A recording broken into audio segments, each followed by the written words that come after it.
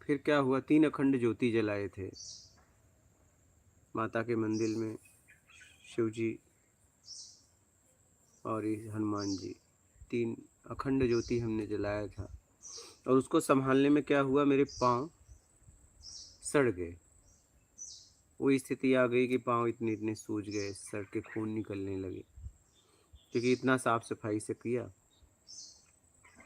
फिर जब नवरात्र पूरा हुआ तो मेरा भाव हुआ कि अब यहाँ से जाऊँ, और मेरा भाव था 12 ज्योतिर्लिंग, 4 धाम, गंगा सागर, 51 शक्तिपीठ करने का। तो 51 शक्तिपीठ में से शक्तिपीठ तो बहुत कम हुई, पूरा नहीं हो पाया, क्योंकि 42 भारत में है, 9 विदेश में है, पूरा नहीं है भारत में। तो फिर मैं नवरात्र के बाद अपने गांव से निकला। फिर इसके बाद मैं वहाँ से मिर्ज़ापुर गया, मिर्ज़ापुर से घूम के बनारस गया। जब बनारस में मैं उतर रहा था तो बस से उतरना था, लेकिन मेरी इतनी हिम्मत नहीं हो रही थी मैं बस से उतर जाऊं, अथाह पीड़ा।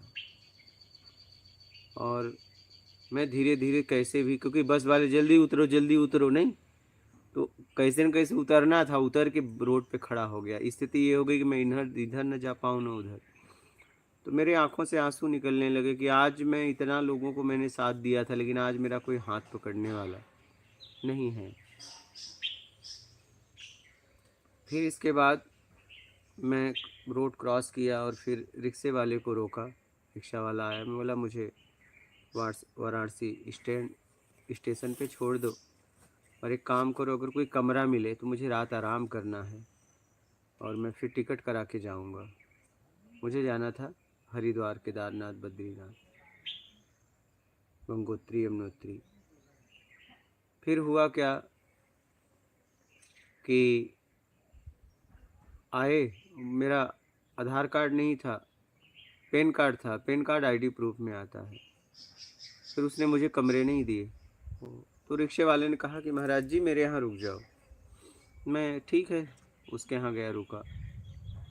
फिर उसके यहाँ रुका, फिर जब टिकट करा लिया, फिर मेरे को छोड़ने गया तो मैंने स्टेशन पे कुछ पैसे दिया।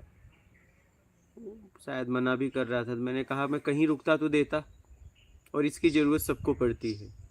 व्यवस्थाओं के लिए कितना भी बोलो, आपको पैसे की ज़रूरत पड़ेगी ही पड़ेगी, चाहे आप करो चाहे कोई और करे। फिर मैं ट्रेन पकड़ा, हरिद्वार आया। हरिद्वार से जब उत्तराखंड की यात्रा में जाने लगा, तो कि जब केदारनाथ जाने लगा तो मुझे और भी लड़के लोग मिल गए। बोले चलो महाराज जी हम आपके साथ हैं ना। हम चढ़ाई चढ़ गए, चढ़ाई चढ़ गए। फिर इसके बाद जब हम आने लगे, एक दिन तो वहाँ रुके, जब दूसरे दिन आने लगे तो आने में वो लोग आगे निकल गए। फिर इसके बाद हुआ क्या, जंगल पूरा झाड़ी, रात हो गई। 2 किलोमीटर पहले एक व्यक्ति मिला, बोला एक काम करो इसी गांव में रुक जाओ, क्योंकि जानवर खुला घूमते हैं, एक तरफ डर एक तरफ चला नहीं जा रहा है। बोला रुकूंगा नहीं, जाऊंगा। बोले महाराज जी जानवर रहते हैं, कुछ हो गया कुछ हो जाएगा। बोला कोई बात नहीं, जाएंगे। अंदर डर भी था क्योंकि मृत्यु का भय बना था, लेकिन मैं कहा अगर आज मैं रुक गया तो मैं हार जाऊंगा। क्या, जिंदा तो रहूंगा, हार जाऊंगा। फिर ऐसे जीवन का क्या मतलब। फिर मैं गया, और गया तो वो दर्द हट गया, क्योंकि मृत्यु जब आई तो पाँव चलने लगे। 2 किलोमीटर का लगभग ऊपर था, यूं सफर निकल गया। जिस पाँव में चलने में तकलीफ हो रही थी तकलीफ गई क्या। फिर मैं जब पहुंचा तो उन लोगों ने बोला अरे महाराज जी कैसे आ गए। तो जिसमें मैं कमरा लिया था वहाँ पे गया, तो वहाँ पे उस लड़कों ने एक लेटर छोड़ के गए थे। बाद में मैं वो लेटर देखा, पता देखा। फिर इसके बाद मैं वहाँ से, तुंगनाथ है, फिर उसके बाद बद्रीनाथ के लिए निकल लिया। जब बद्रीनाथ के लिए निकला तो मैं क्या है, गाड़ी के आगे आगे आगे सीट है ना, उधर बैठ जाता हूँ, ठीक रहता है। तो जब गाड़ी जा रही थी तो मैं बोला मैं आगे बैठूंगा। बोले आगे का भाड़ा ज़्यादा लगेगा। बोला ठीक है लगेगा तो दूंगा, क्योंकि मेरे पास पैसे कभी कमी नहीं होती थी। महीने का आराम से 30-40 हज़ार रुपये खर्च होते थे घूमने का, और मैं कर देता था ज़्यादा से ज़्यादा, क्योंकि देने वाले पहले से मतलब सामने से थे, ऐसी व्यवस्थाएं थी। तो पैसे का एक अहम भाव होता है ना, वो था, रहता ही है। ठीक है, रहता है, स्वाभाविक रहता है, बना रहता है। जब तक ज्ञान नहीं होगा तब तक ये बना रहता है। ठीक है, रूप का, पैसे का, मेरा का, लोगों का, समूह का, सबकी ताकत का ये अहम भाव बना रहता है। हम कभी कभी बिना मतलब का लोगों को सताते हैं, उस ताकत से अपमानित करते हैं। बैठ गया, फिर रास्ते में ड्राइवर बात उत किया, उसे ठीक लगा तो वो उतरने लगा। पैसा ही नहीं ले रहा था। मला पैसा तो लेना पड़ेगा। फिर शायद उसके गाड़ी में कुछ छोड़ के गया, उतना तो नहीं, उससे कम छोड़ के गया। वो ले ही नहीं रहा था पैसा। बोले आपसे पैसे ही नहीं लूँगा। मला क्यों लोग नहीं लोगे? अभी तो बोल रहे थे ज़्यादा लूँगा, अब लोगे ही नहीं। फिर वहाँ से चला, आंखों से आंसू। बोला बद्रीनाथ का गेट कहाँ है? बोले आगे से जाओ, उधर है। फिर आगे गया, फिर समझ में नहीं आ रहा था। बोला अरे बद्रीनाथ का गेट? बोले इधर से जाओ, उधर जाओ। उधर गया। बोला बद्रीनाथ कब आओगे? ठीक है, तो आगे एक मेरे को महाराज मिल गए। बोले, मैं बोला महाराज जी बद्रीनाथ का गेट। अरे बोले चलो चलो मेरे साथ चलो। वो मेरे साथ चल रही है। ले गए गर्म कुंड में। बोला केदारनाथ कहाँ से आए, ऐसा पूछा उन्होंने। मैं बोला केदारनाथ से। फिर मेरी बात हुई। अच्छा, केदारनाथ से। पैरों में देखा उन्होंने खून वगैरह। फिर उन्होंने, स्थिति ये थी कि मैं ऐसे पैर कर दूं तो टप टप खून गिरता था, लेकिन मैं दवा वगैरह का उपयोग नहीं किया था। मेरा संकल्प था कि पैर कट भी जाए तो हम दवा नहीं लगाएंगे, जो होगा देखेगा, क्योंकि मरना तो है ही है, उसकी खोज में ही मर जाओ। इस ज़िंदगी का क्या करेंगे? क्योंकि जब देख रहा था संसार में प्रेम नहीं है, सब एक दूसरे को मतलब से मानते हैं, ये सब समझ में आ गया था। तो वो मेरे को ले गए गर्म पानी में, ऐसे मैं खड़ा हो गया। फिर मेरा चप्पल उठाने लगा। मैं बोला महाराज जी ये मत करो, ऐसा ना करो। वो बुजुर्ग थे। मैं बोला आप मेरा चप्पल क्यों उठा रहे हो, गलत बात, नहीं ऐसा ना करिए। फिर उन्हें मैंने समझाया, फिर गर्म पानी में फिर पैर और धुलाए। बोले चलो दर्शन करना है? बोला हाँ। चलो तुम्हें दर्शन कराते हैं। फूल माला ये सब लिए और फिर गए। एक बाहर मंदिर था। बोले जाओ। तो हमें नहीं पता था बद्रीनाथ यही हैं, वो हैं, तो हम सोचे यही हैं। अंदर गए, पुजारी ने कहा ए बाहर जाओ। तो हम बाहर आ गए। बोले क्या हुआ? मैं बोला वो पुजारी ने कहा बाहर से करो। तो वो पुजारी को डांटे, अरे वो बहुत साड़ा बनता है। उसने कुछ नहीं बोला। मैं बोले जाओ अंदर। अंदर से गया, दर्शन किया। अंदर से गया, दर्शन किया। फिर मेरे को बोले अच्छा बताओ बद्रीनाथ में बाहर से करोगे कि अंदर से? मौला जब महाराज जी भी इतनी दूर से आया हूँ तो अंदर से करूँगा, बाहर से क्यों? बोले पैसे लगेंगे। मौला जितने पैसे लगेंगे दूंगा। फिर मुझे वो बोले रुको मैं आ रहा हूँ। आए। बोले 1500 2000 रुपये लगेंगे। 1500 2000 2500। मैं बोला महाराज जी इतने लगते हैं क्या? नहीं करना। अरे बोले बोले रुको रुको रुको, मैं आ रहा हूँ। फिर आए, और फिर वो आए और फिर बोले अच्छा चलो। अंदर वाली लाइन में खड़ा कर दिए। ए हटो हटो हटो हटो हटो, महाराज जी केदारनाथ बद्रीनाथ से पैदल आए, हटो हटो। मैं बोला महाराज जी केदारनाथ बद्रीनाथ से मैं यहाँ गाड़ी से आया, केदारनाथ पैदल चढ़ा हूँ। ठीक है। फिर अंदर ले गए। मुझे चंदन लेप होता है वहाँ, चंदन दिए। बोले ये रख लो। बोला महाराज जी मैं एक ही कपड़ा में रहता हूँ, नहाना धोना मेरा एक ही कपड़े में होता है, तो कहाँ रखूँगा? मैं खा लिया। बोला ज़िंदगी भर के लिए रख ले रहा हूँ। वहाँ कुछ लोग बैठे भी थे। बोले इन लोगों से मिलना है क्या? बोला महाराज जी मुझे किसी से नहीं मिलना है। अरे हटो हटो हटो, महाराज जी केदारनाथ बद्रीनाथ से पैदल आए हैं। बोलो कहाँ रहोगे? अच्छा भोजन? बोला भोजन होटल में कर लूँगा। बोले रहना? बोला होटल में रह लूँगा। बोले ठीक है, अच्छा कोई बात नहीं, चलो। चल दिए। बोला महाराज जी आप भी खा लेना। बोले देखो मैं एक चावल भी नहीं खाऊंगा। तो ठीक है कोई बात नहीं, आगे गए। महाराज जी आप भी खा लेना। अरे मेरे को ये सब नौटंकी पसंद नहीं है। मोला लगता है महाराज जी भड़क गए, और बुजुर्ग थे। फिर इसके बाद हम होटल पहुंचे। हमने कहा महाराज जी आप भी खा लो। वो तुरंत जच गए और उठ के चल दिए। अब होटल वाले को बोल दिए थे, महाराज जी केदारनाथ बद्रीनाथ पैदल आए, इनको बढ़िया भोजन कराओ। तो फिर इसके बाद वो चले गए। हम भोजन वोजन किए, जैसे ही बिल देने गए वो आ गए। बोले क्या हुआ, पैसे हैं कि दूं? मला पैसे हैं, पैसे दिए। कहाँ रुकोगे? बगल में होटल था। मला यहीं कमरा ले लूँगा, रुकूंगा। आईडी दिखाया, कमरा मिल गया, वो भी चले गए। फिर इसके बाद सुबह हुई। सुबह हुई तो गया, हाथ गर्म पानी कुंड आता है वहाँ, हाथ हो धोने लगा, देखा तो महाराज जी उधर। मैं बोला जय माता दी। तो वो मेरी तरफ बोले भी नहीं कुछ। मैं बोला जब नहीं बोल रहे हैं तो भाई हो सकता है झिझक के चलेंगे, जाने दो, छोड़ो, क्या कर सकते हैं। फिर मैं गया। बद्रीनाथ के बाहर से, सामने से दर्शन होते हैं, बाहर सीढ़ी लगा है। गए हो आपकी? नहीं गए हो आप? गए हो? हाँ, तो वो बाहर है ना सीढ़ी से, हाँ। बाहर से सामने सीधा दर्शन करते सीधा, हैं। हाँ। एक अंदर गेट का है और एक बाहर सीधा ऐसे। तो ऊपर ऐसे खड़ा था, ऐसे ही प्रणाम किया, और प्रणाम जैसे ही किया वैसे मेरी नज़र ऐसे पड़ी। खोला तो देखा तो महाराज जी सामने। बोले कब से खोज रहा हूँ? बोला देखो अभी वहाँ मिला, बोला तो बोले नहीं, बोल रहे कब से खोज रहा हूँ,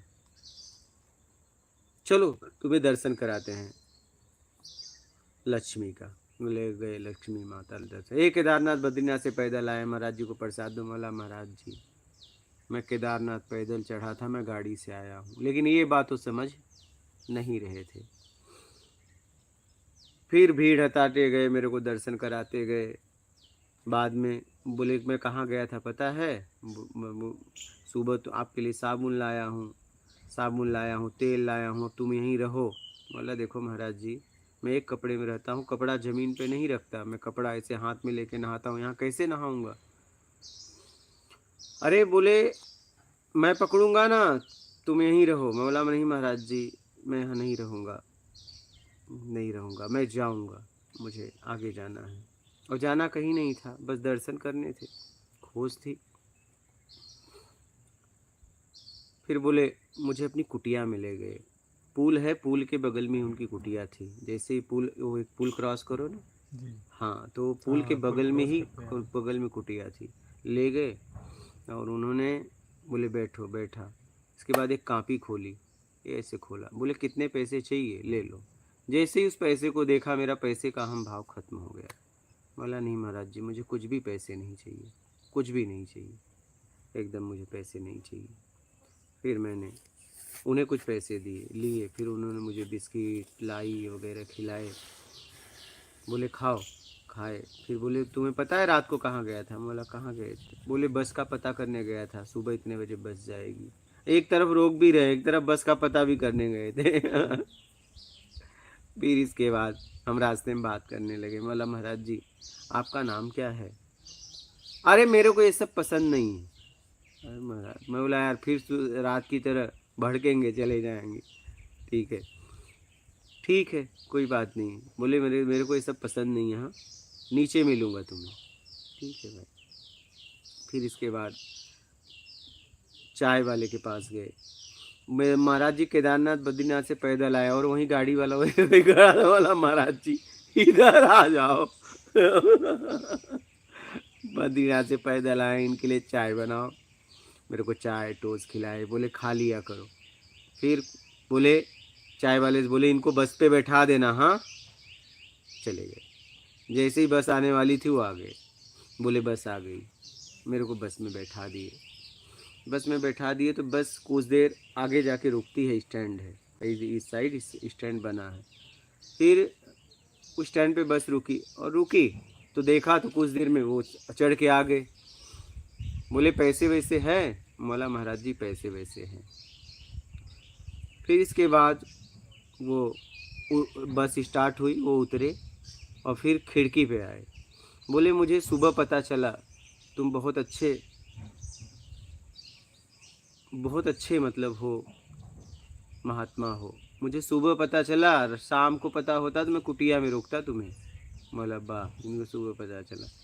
फिर मैं फिर सर पे मैं बोला महाराज जी अब आप आशीर्वाद दे दो। उनका सर पे हाथ रखवाया, उनने हाथ रखा।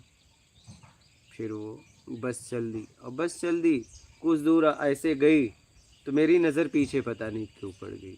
पीछे देखा तो पीछे वो बस के पीछे पीछे दौड़ रहे थे, बस के पीछे पीछे दौड़ रहे थे। और मैं उनको पूरे पहाड़ों में उन्हीं को देखना चाह रहा था, लेकिन इतनी मेरी समझ नहीं हुई कि मैं उतर जाऊं, क्योंकि मुझे तो कहीं जाना नहीं था, ना कोई किसी को जवाब देना था, न तो गृहस्थ जीवन में था, कुछ नहीं। तो आज तक मैं जा भी नहीं पाया। और जब अभी भी बात कर रहा हूँ ये हो रहा है कि बस अब भी निकल जाऊँ क्या, जब भी उनकी बात करता हूँ, लेकिन आज तक मैं जा नहीं पा रहा हूँ। तो मेरा कहना ये है, अगर आपसे कोई प्रेम करे तो उसके पास रहना चाहिए क्या। हाँ, हम जब भी उनकी बात करते हैं ये होता है कि बस तुरंत निकल जाओ उनके पास। जा नहीं पा रहे। मेरे जीवन में मतलब ऐसा कोई अद्भुत नहीं मिला था।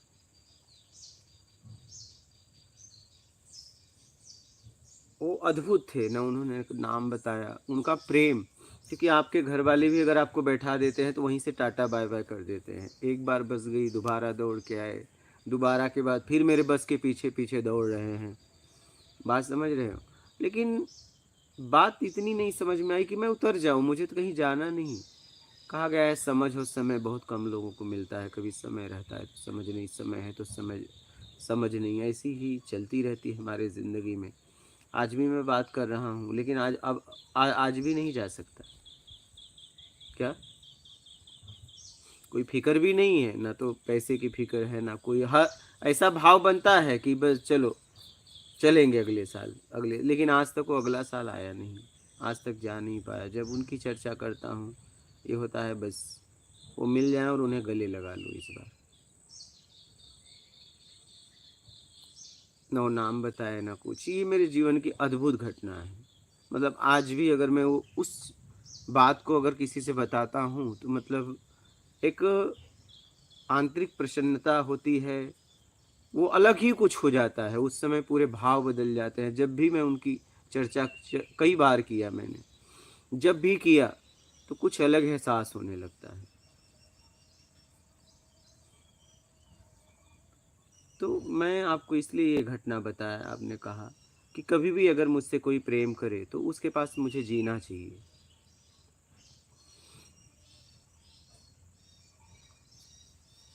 क्योंकि प्रेम करने वाले कभी आश्वासन नहीं देते, और हम अपना जीवन आश्वासन में घूमते रहते हैं, समझ रहे हो। कोई भी मुझसे प्रेम करे, मुझे लग रहा है कि कोई प्रेम अगर मुझसे कर रहा है तो उसके आसपास ही जीना चाहिए, वही ज़िंदगी है। जब चर्चा करता हूँ ये होता है कि बस चला जाऊँ, अभी भी चर्चा कर रहा हूँ बस ये हो रहा है कि बस जाऊँ और उनसे मिल लूँ, लेकिन आज तक नहीं जा पाया क्या।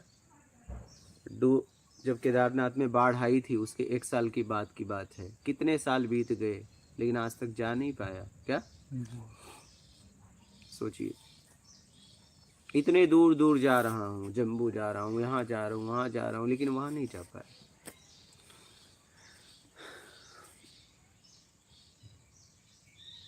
बोलिए।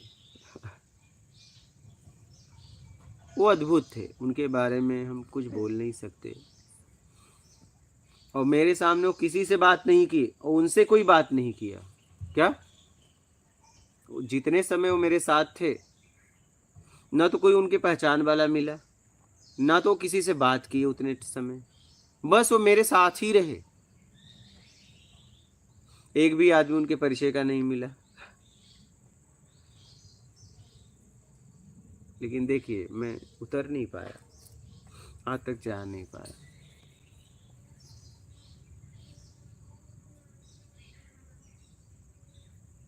अथाह प्रेम था उनमें, और पैसे का अहम भाव वहीं से मेरा गिर गया।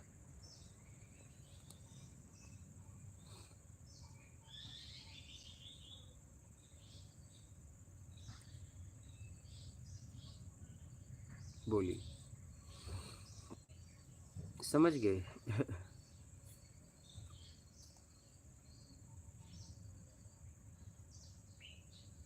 हमने यही जिंदगी में समझा है कि जो भी तुमसे प्रेम करेगा वो तुम्हें कभी आश्वासन नहीं देगा क्या, वो बस प्रेम में जीता है।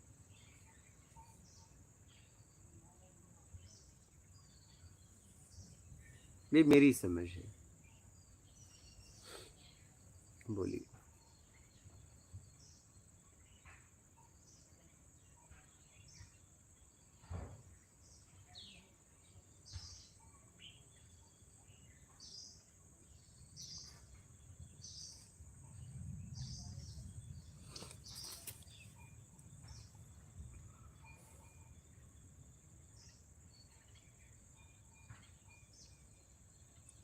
किशोर जी यादव राम राम गुरु जी।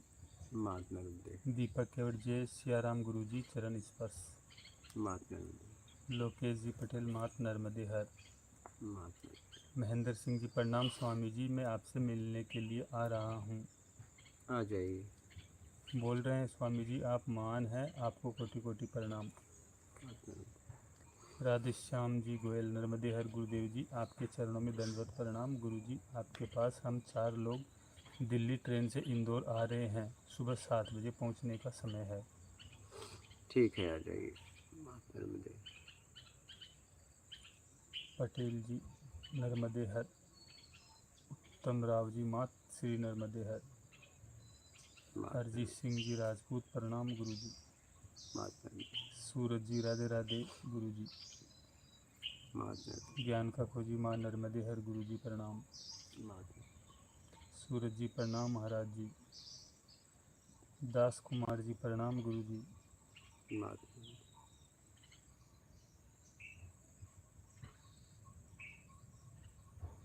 ज्ञान का खोजी बिना रस्सी के आज़ाद भी हैं और बंधे भी हैं।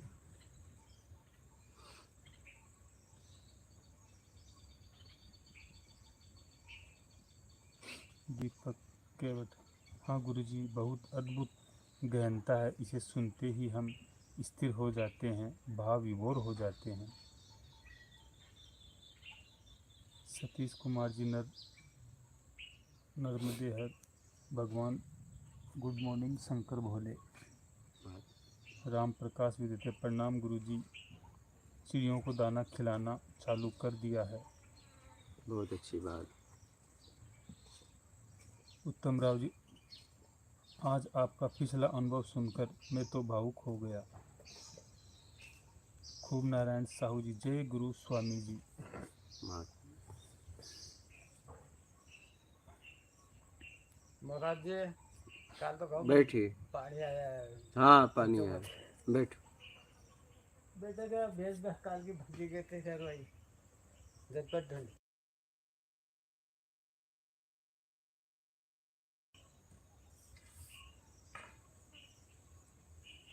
मुत्तराज जी राम राम गुरु जी। मात नर्मदे हर। इस पे बैठो ना आराम से, इस पे बैठो। हाँ। राम राम गुरु जी।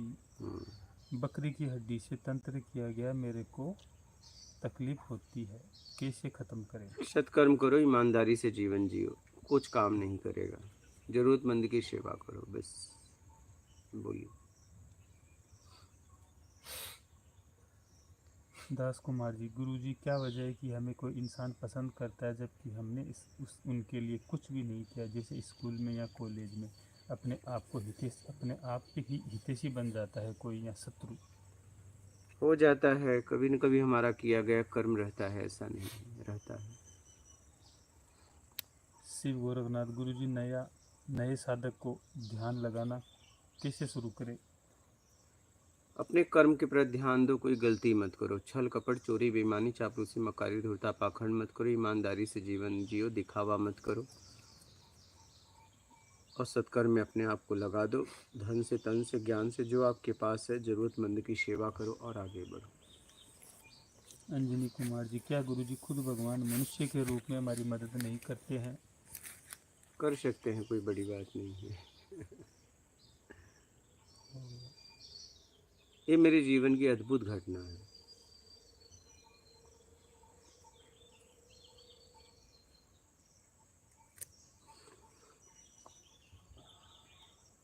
और आज तक जा नहीं पाया और उतर भी नहीं पाया वहां।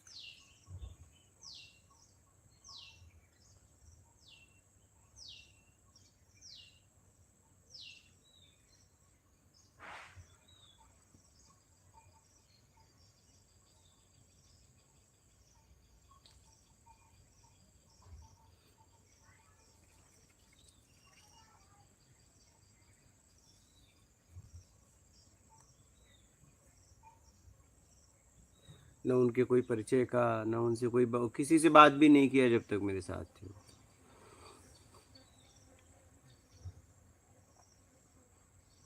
उनका एक बात मुझे हंसाती है, केदारनाथ से बद्रीनाथ पैदल आए हैं महाराज जी।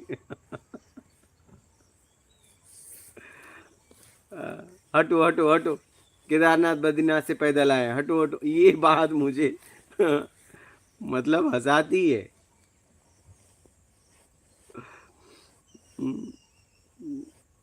हटो हटो हटो, केदारनाथ बद्रीनाथ से पैदल आए, हटो हटो, भीड़ को हटा देते थे मुझे। मैंने कहा महाराज जी, मैं केदारनाथ पैदल चढ़ा था, मैं आया गाड़ी से हूँ बद्रीनाथ।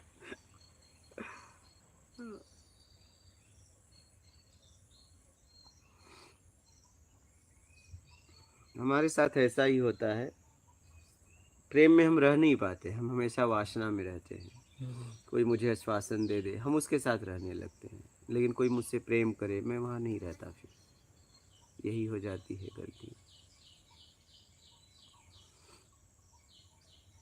वही है ना, समय है तो समझ नहीं, समझ है तो समय नहीं।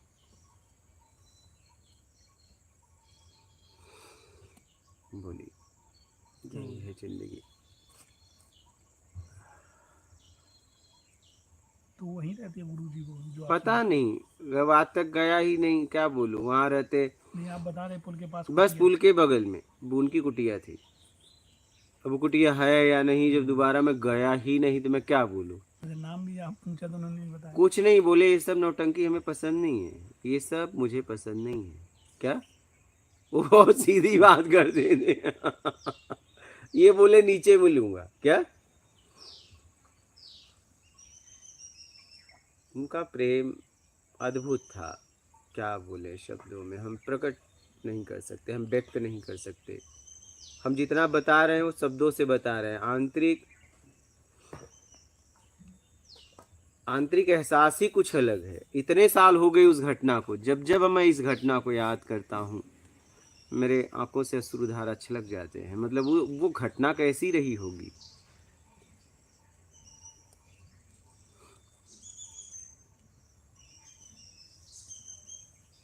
अच्छा, न तो देखिए, जो लोग मुझसे मिलते थे, मैं उनसे आत्मज्ञान की बातें करता था, खोज की, उनसे हमने ऐसा कुछ नहीं किया। ये देखिए। उनसे न मैं कोई प्रश्न पूछा, कुछ नहीं। हम इतने समय साथ रहे बस, लेकिन हम लोगों ने बस बात की, हमने उनसे एक भी प्रश्न नहीं रखा।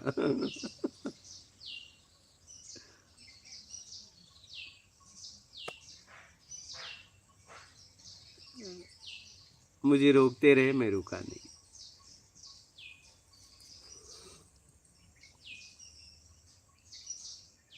एक भी प्रश्न नहीं रखा मैंने उनसे, बस हमारी बातें होती रही।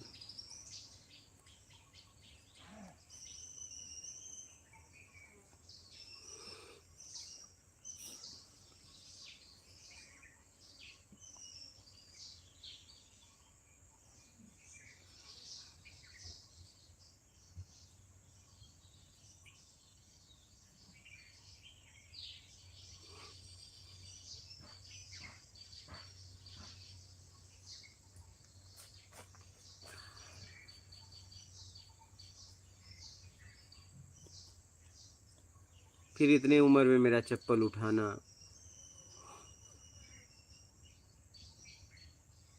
मैंने उन्हें तुरंत मना किया, अरे महाराज जी चप्पल नहीं उठाना। हाँ?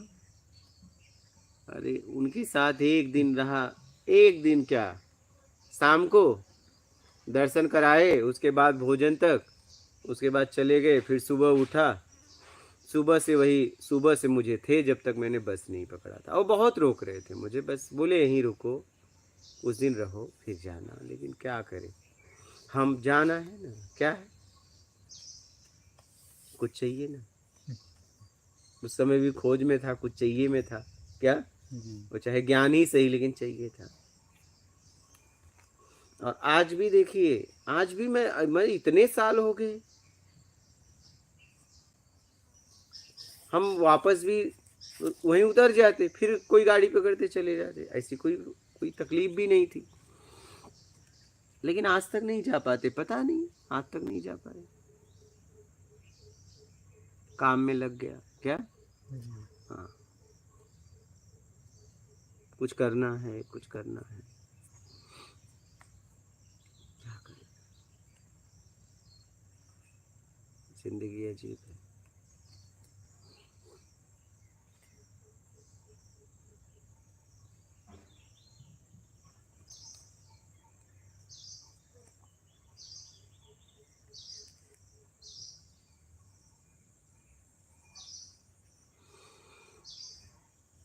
इसलिए मेरा कहना है प्रेम में जियो, कुछ नहीं चाहिए मैं आ जाऊँ, प्रेम में जियो। बोलिए। दास कुमार जी, गुरु जी, एक ही गाना या संगीत को बार बार 200 बार सुन लेने पर वह संगीत अच्छा नहीं लगता। कोई फिल्म को 50 बार देखने से उसका रस समाप्त हो जाता है, ऐसा क्यों होता है? क्योंकि हम समझ जाते हैं ना, समझने के बाद जिसका हम उपयोग कर लेते हैं वहाँ का रस खत्म हो जाता है। आपका सबसे प्रिय भोजन रोज करिए, रोज जी। सबसे प्रिय जो रोज खाइए, खूब खाइए, आप उग जाएंगे क्या। बिल्कुल सही है। यही तो बात है, हम रसों में फंसे हैं। अरविंद सिंह जी, गुरु जी, आपकी गाड़ी के पीछे पीछे जो भागे वे तो स्वयं प्रभु थे, मैं गारंटी से कहता हूँ।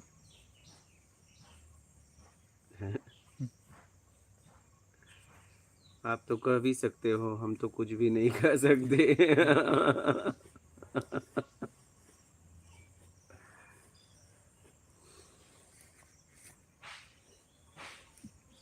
कैलाश जी चौरसिया, गुरु जी के चरणों में कोटि कोटि नमन। अंजनी जी कुलकर्णी, आपकी तरह वे भी ज्ञानी होंगे गुरु जी। पता नहीं, मैं तो तब खोज में था और उनसे मेरी कोई भी ज्ञान चर्चा नहीं हुई क्या, कोई ज्ञान की बातें नहीं, कोई ना मैं प्रश्न रखा उनके साथ। एक मतलब उतना समय मैंने जिया जिंदगी में क्या, जहाँ कुछ नहीं चाहिए था।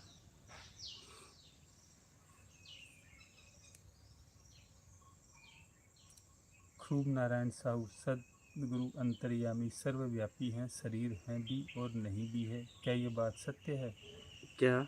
सद सदगुरु अंतर्यामी सर्वव्यापी हैं, शरीर हैं भी और नहीं भी हैं। हाँ, सत का मतलब जहाँ सच झूठ नहीं हो, सत्य तक पहुँच जाओ, सत्य और फिर बोला तो गुरु। हाँ, बोलिए।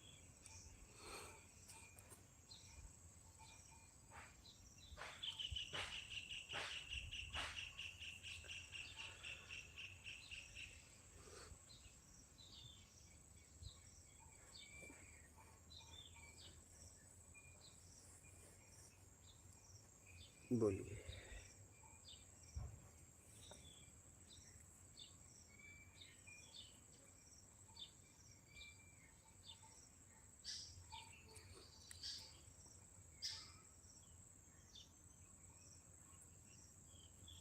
सूरज जी, महाराज जी प्रणाम, कृपा करके बताएं हम आपके इस कार्य में किस प्रकार से सहयोग कर सकते हैं। मैंने एक दो बार फ़ोन भी किया पर उन्होंने ना नहीं कहा ना हाँ कहा, कृपया करके मार्गदर्शन करें।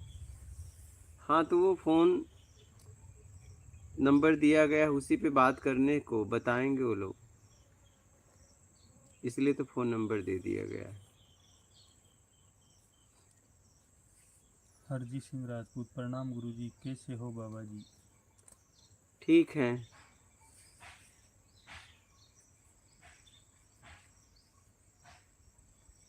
अरविंद सिंह जी, गुरु जी, आपने अपने आप को उनको सौंप दिया तब ऐसा होता है जब कोई अपने आप को सौंप देता है।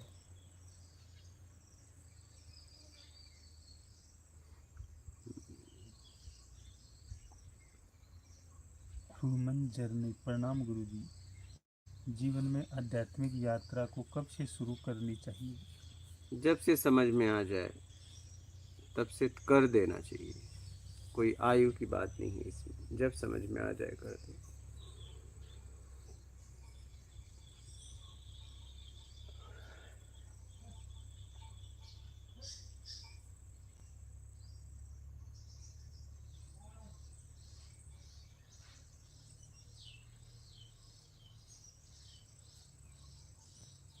दास कुमार जी, लेकिन गुरुजी यदि प्रेम या नफरत कर रहे होते हैं तो वह खत्म क्यों नहीं होती मन से? विषय सुख जैसे खाने की इच्छा क्यों खत्म नहीं होती?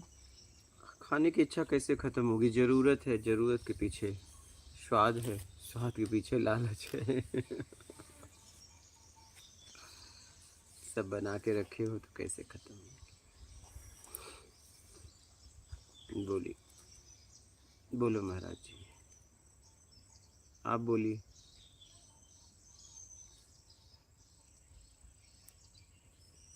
आपको सुना दिए घटना।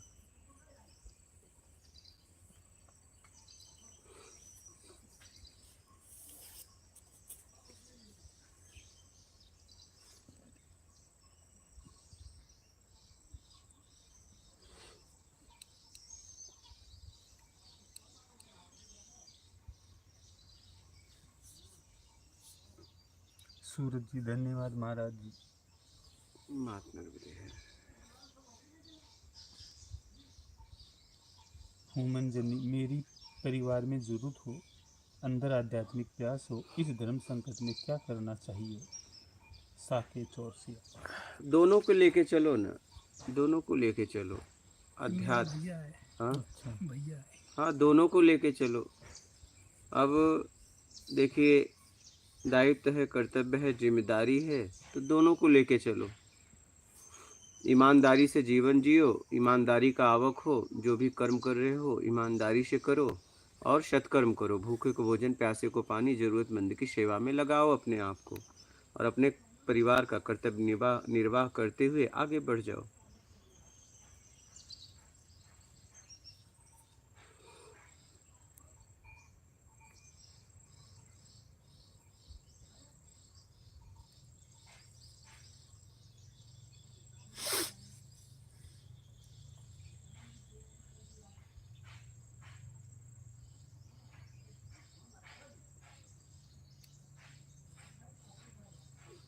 और बोलिए, हो गया? ईमानदारी मूल है, ईमानदारी और सत्कर्म। क्या? जी। हाँ,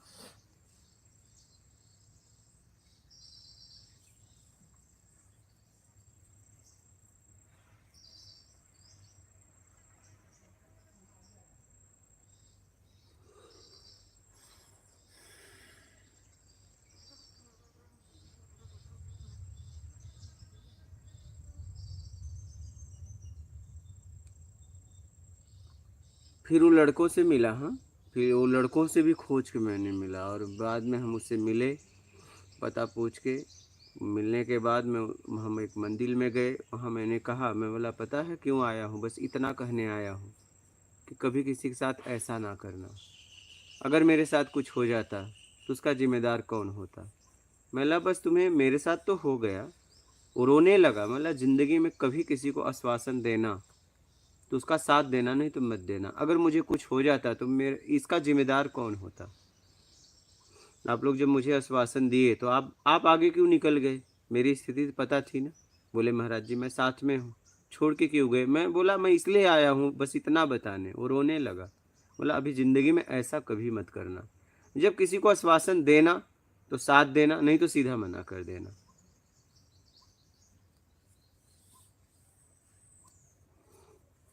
बोलिए। हो गया।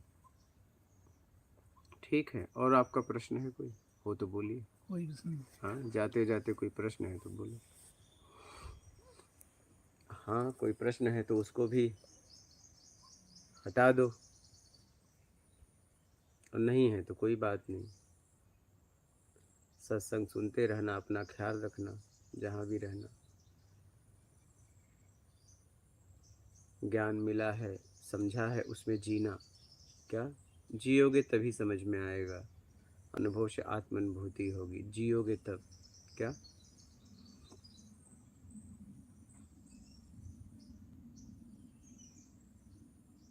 भाई देखिए, भोजन कर लिए, भूख मिटी, पोषण उसके बाद मिलता है। क्या? जी। भोजन कर रहे हो तुरंत पोषण नहीं मिलता है। भोजन से भूख मिटी और पोषण शरीर को उसके बाद कुछ देर बाद मिलना चालू हो जाता है। कहने का मतलब सत्संग सुने और फिर उसमें जियोगे तब आपको आत्मिक पोषण मिलेगा, तब समझ में आने लगेगा क्या। बिल्कुल। और जियोगे नहीं तो कोई मतलब नहीं। भोजन आपने ले लिया लेकिन खाया ही नहीं, बांध के रख लिया, तो क्या होगा, उसका पोषण मिलेगा, नहीं मिलेगा। वही बाद में आपको तकलीफ देगा। जी। तो उसमें जियो। ठीक है, ठीक है। आप लोगों का और कोई प्रश्न है तो बोलिए। खूब नारायण साहू, गुरु बड़े दयालु हैं, शिष्य को अपने जैसा बना लेते हैं। गुरु शिष्य का रिश्ता पिछले जन्मों से चली आ रही होती है। क्या ये बात सत्य है, सच है? हाँ सब हमारे कर्मों के अनुसार मिलता है, न सच न झूठ। जो मैंने किया है उसका परिणाम मुझे मिल रहा है। परिणाम देने वाले भी लोग मिल, जैसा कर्म किया, लेन और देन। बोलिए। Human journey. गुरुजी, मैंने आज से 10 वर्ष पूर्व आध्यात्मिक चिंतन की खोज में निकला। उसमें मेरी अनन्य सुख की अनुभूति की, किंतु वापस आना पड़ा। आज भी उस समय में मैं वापस लौटना चाहता हूँ, लेकिन अब परिवार है। बात सही है, लेकिन अब परिवार की जिम्मेदारी आपने ली है तो उसको भी निभाना पड़ेगा। उसका देख लो क्या करोगे। कुछ के लिए कुछ मत छोड़ो, कुछ का सदुपयोग करो और कुछ जो पाना है उसके लिए काम करो। बस सीधा सीधी बात। बोलिए। दीपक केवट, धन्यवाद गुरुजी। महात्मा जी।